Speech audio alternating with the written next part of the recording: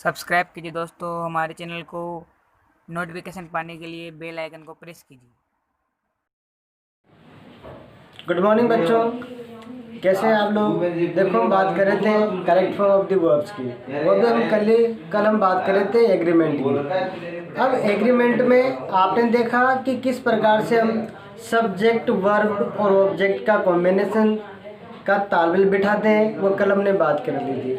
एक बार फिर आपको बता देता हूँ। मैं आपको बताया था कल कि जिस प्रकार से आप जानते हो कि सब्जेक्ट की कंपेयर तुम किससे करते हैं, सब्जेक्ट से। ये मैंने बात बता दी थी आपको कब, यानी कि प्रोनाउन में बात बताई थी। आज बताई थी नहीं बताई, सारी बातें यहाँ काम है, इस बात का ध्यान रखना आप। लेकिन वर्ब कनकॉर्ड में मैंने आपको ये बताया था कि यदि मान लीजिए हमारा सब्जेक्ट सिंगुलर है तो वर्ब भी कैसी होगी, सिंगुलर। अगर हमारा सब्जेक्ट प्लूरल है तो वर्ब भी कैसे होगी, प्लूरल। कैसे होगी, सुनो मेरी बात। बताया था आपको कल कि यदि मान लीजिए आपने किसी नाउन में क्या जोड़ दिया, एस या ईएस या आईएस जोड़ दिया तो क्या हो जाएगा, प्लूरल। लेकिन अगर मान लीजिए यही चीज़ें हमने किस में जोड़ दी, वर्ब में, तो वर्ब कैसे हो जाएगी, हमारी सिंगुलर हो जाएगी। आ रही है बात समझ में। और कुछ सेंटेंस मैंने आपको दिए भी थे। मैंने कहा था कि कुछ ऐसे सामान्य नाउन या प्रोनाउन होते हैं जो हमेशा क्या करते हैं, यानी कि दो नाउन होते हैं जो एंड से जुड़े हुए रहते हैं, उनको क्या मानते हैं, हम प्लूरल मानते हैं। जैसे हमने कल बात की थी कि किसी का दो नाम ले लिया उसके बाद वो बनने थे, हमने क्या बनी थी, प्लूरल। लेकिन ध्यान रखना और भी कुछ बातें होती है। एक सेंटेंस में लिखता हूँ, उसको पता लगाना आप क्या आना चाहिए। मैंने लिखा आपके लिए, इट इज टाइम, फिर लिखा है यहाँ पे आपके लिए बी और न्यू क्लास, ठीक है। और यहाँ पे ब्रैकेट में दिया आपको, एक दिया स्टार्ट और एक दिया आपको स्टार्टेड। क्या होगा, दोनों में से बताइए क्या आना चाहिए। क्या स्टार्ट आएगा या स्टार्टेड आएगा, ध्यान दीजिए इस पे। क्या लिखा, it is time, we start या स्टार्टेड और न्यू क्लास। अब दोनों में से आपको एक सेलेक्ट करना है। क्या ये आएगा, क्या स्टार्टेड आएगा, क्या आना चाहिए। कोशिश कीजिए, ट्राई टू, कोशिश करो।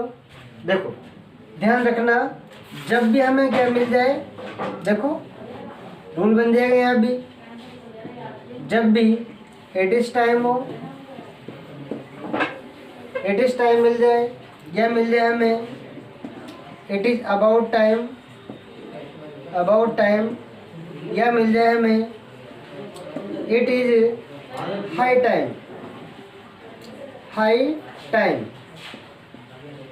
उसके बाद में आ रहा हो सब्जेक्ट, क्या आ रहा हो भाई, सब्जेक्ट। तो ध्यान रखना वर्ब की सेकंड फॉर्म आती है। कौन सी फॉर्म आती है भाई, वर्ब की सेकंड फॉर्म आती है, इस बात का ध्यान रखना। अब आप देखो यहाँ पे हमें क्या मिल गया, इट इज टाइम। मिला कि नहीं मिला, इसका मतलब अब कौन सी फॉर्म बननी है हमें, सेकंड फॉर्म। उसके बाद में सब्जेक्ट मिला कि नहीं मिला, देखो मिल गया, भी मिल गया।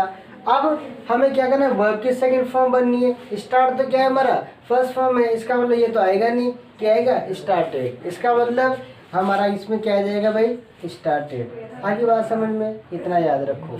कुछ ऐसे रूल्स होंगे, जब भी हमारे पास क्या आ जाए, इट इज टाइम आ जाए, इट इज अबाउट टाइम आ जाए या इट इज हाई टाइम आ जाए, उसके बाद में क्या मिल रहा हो हमें, सब्जेक्ट। तो कौन सी फॉर्म बनेंगे, वर्ब की सेकंड फॉर्म। आई बात समझ में। अब देखो कई बार क्या होता है, हम सीधे सीधे समझ जाते हैं कि हमने क्या कर दिया, किसी दो नाउन को जोड़ दिया तो उसको किस में मान लिया हमने, बहुवचन में, प्लूरल में मान लिया। लेकिन कुछ फ्रेज ऐसी होती है जो दिखने में कैसी लगती है जैसे प्लूरल हो, लेकिन हमेशा सिंगुलर के रूप में यूज होती है। वो भी हम देख लेते हैं कौन कौन सी होती है, और वो हमेशा हमें क्या करती है, भ्रमित करती है। तो आज से कन्फ्यूजन दूर करते हैं आपका उसके। देखो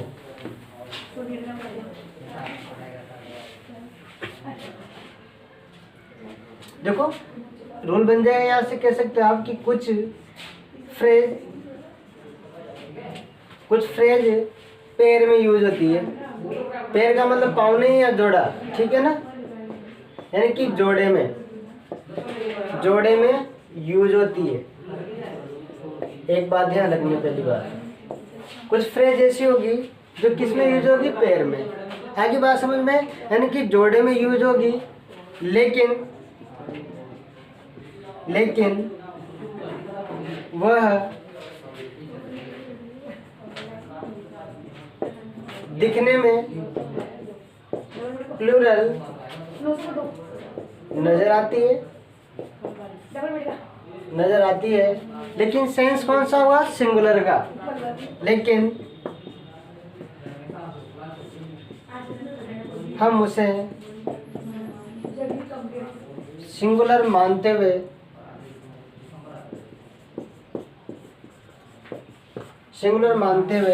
यानी कि सिंगुलर फॉर्म का यूज करते हैं, यानी वर्ब सिंगुलर लाते हैं। वर्ब कौन सी लाते हैं? सिंगुलर लाते हैं। इस बात का ध्यान रखना है। कुछ ऐसी वर्ब होगी हमारे पास है जो देखने में कैसे लगेगी? प्लूरल।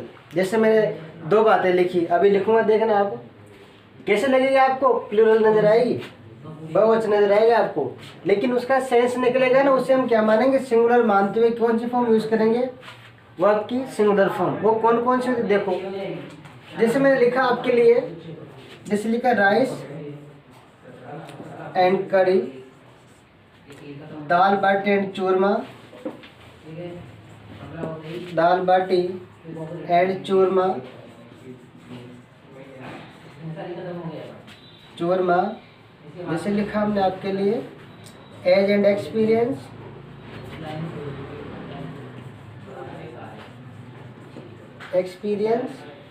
फिर लिखा हमने स्लो एंड स्टडी,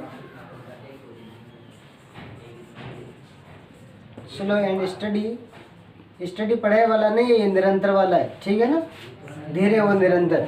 अब देखो क्या बोला मैंने आपके लिए कि जब भी हमारे पास कुछ ऐसी फ्रेज होगी जो दिखने में कैसे आएगी? प्लूरल। अब देखो, अब राइस चावल अलग है और कड़ी अलग है, आगे बात समझ में? इसका मतलब दो नजर आ रही, एंड से जुड़ रही है, नहीं जुड़ रही। इसका मतलब हम इसको ऐसे भी लिख सकते हैं कि कुछ फ्रेज ऐसी होती है जोड़े में यूज होती है जो एंड से जुड़ी हुई होती है, लगती है ऐसे जैसे कि क्या हो? प्लूरल हो। जैसे ये अलग है अपने आप में ये अलग है, इसका मतलब दोनों अलग अलग है कि नहीं है? फिर उसके बाद में क्या मान रहे? इसे सिंगुलर मान रहे, कारण कि इनका दोनों का कॉम्बिनेशन है कि नहीं है?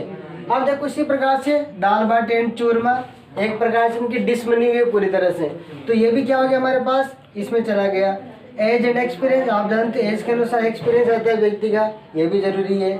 स्लो एंड स्टडी, एक प्रकार से ये कुछ फ्रेज है जो हमेशा जोड़े में नजर आती है, लेकिन सिंगुलर का बोध कराती है। किसका करवाएगी? सिंगुलर का। और कैसे करवाएगी? और देखो इसमें आगे और क्या क्या आ सकते हैं।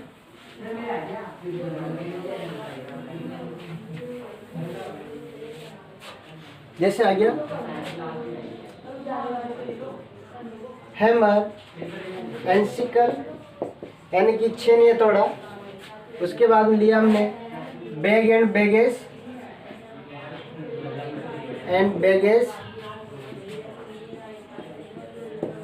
उसके बाद में एग एंड बेकन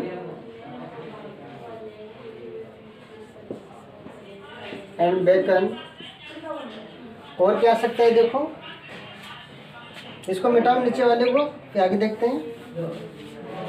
और देखो लव एंड हेट, इस प्रकार से जाएगा। और देखो क्या आ सकता है?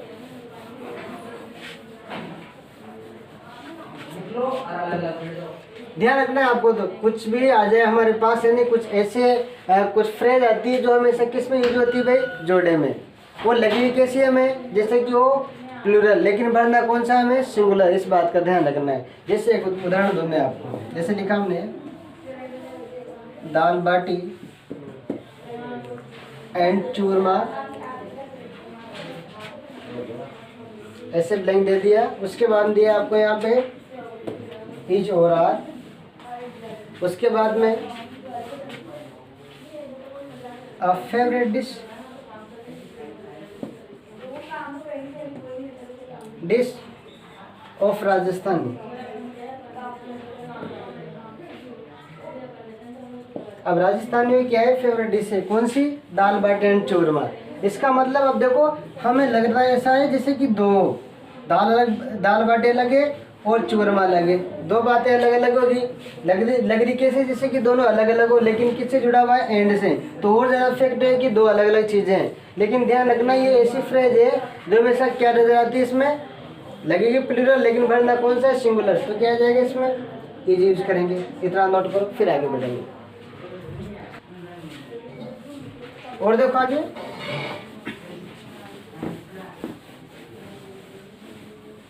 एक इसमें भी आ सकता है long and short. Long and short ये भी लिख देते हैं हम। देखो और एग्जांपल देखते हैं हम आपके लिए। जैसे लिखा मैं आपके लिए screaming shouting, screaming screaming and shouting, ये भी इसमें आएगा, ये भी इसी के अंतर्गत आएगा। ठीक है ना, इसका एग्जांपल इसी का बना देता हूँ मैं। अब देखो स्क्रीमिंग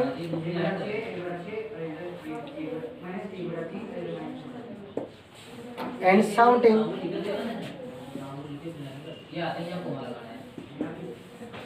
ऐसे दे दिया। फिर दिया आपको इसके बाद में हियर देयर, और लिखा है यहाँ पे इज ओवर आर। बताओ क्या आएगा, करो फिलर, क्या आना चाहिए। देखो इसमें, देखो मैंने वहां पर क्या सुना, शोर शराबा सुना।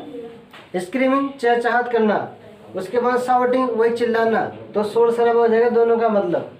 हसल बसल भी हो सकता है, ध्यान रखना, ऐसे भी आ जाएगा hustle and Bansal.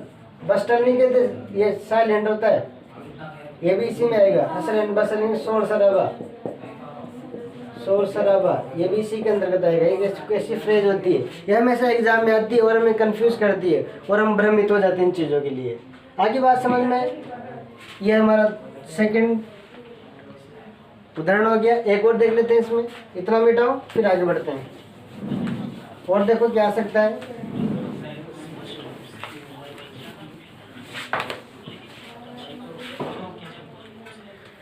Egg and bacon, egg and bacon. उसके बाद में favourite dish, dish of England. अब देखो ऑब्जेक्ट इसमें दिया आपको इज और आर, क्या भरोगे, क्या आना चाहिए। देखो यहाँ पे ये क्या आ गया, बेकन आ गया। उसके बाद में हमारे पास दो चीज़ें मिल गई हमें, तो ये वाले दोनों की। इसका मतलब ये फ्रेज हुई जो ये एक प्रकार की, तो दिखती कैसे, प्लूरल। जैसे ये अंडे लगे और ये मांस लगे। ये जानते हो बेकन किसे कहते हैं, सूअर का मांस। ठीक है ना। अब ये अलग अलग हो गया, यानी कि वहाँ की डिश से फेवरेट। इस प्रकार से हमारा राजस्थानी क्या है, दाल बाटी चूरमा। इसी प्रकार से क्या है यहाँ पे एग एंड बेकन वहाँ के फेवरेट डिश हैं। इसका मतलब अब आप समझ जाओ कि ये लगता दो है लेकिन होगा सिंगुलर, इज आ जाएगा। आगे बात समझ में, इतना याद होगा। और आगे बढ़ते हैं।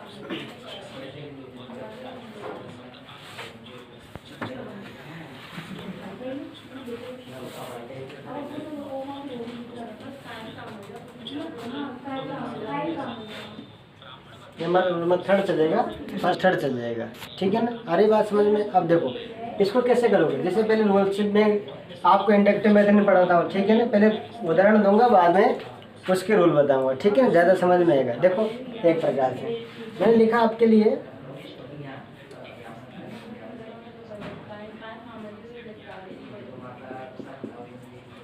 Everything is ready, everything is ready, सब कुछ तैयार है। और लिखा आपके लिए आगे, आवर चीफ गेस्ट। और इस प्रकार से आपको दिया है, तो एक तो दिया अराइव, ऐसे विल बी अराइविंग दिया, एक तो आपको ऐसे मिल गया। दूसरा मिल जाएगा आपको यहाँ पे ओनली अराइव। ठीक है ना, ऐसे दे दिया आपको। उसके बाद में फिर दिया आपको और दिया एनी टाइम।